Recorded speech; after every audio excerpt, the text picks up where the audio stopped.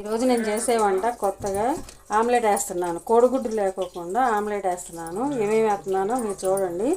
చూసి ఆమ్లెట్ని చూసి మీరు కూడా వేసుకొని తిని చూడండి. మాది పల్లెటూరు వంట ఛానల్. చూసి లైక్ సబ్స్క్రైబ్ చేయండి. ముక్కలు, పచ్చిమిరపకాయ ముక్కలు, బంగాళాదుంప తురుము, తర్వాత పన్నీర్ తురుము, అల్లం పేస్ట్ కొద్దిగా, ఒక అర స్పూను కారం, ఉప్పు,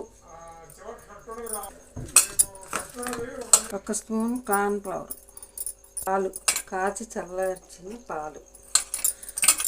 దీన్ని దోశ మీద ఆమ్లెట్ వేసుకోవాలి. కాచి చల్లార్చిన పాలు పోసుకుని ఇలా కలుపుకోవాలని. ఆమ్లెట్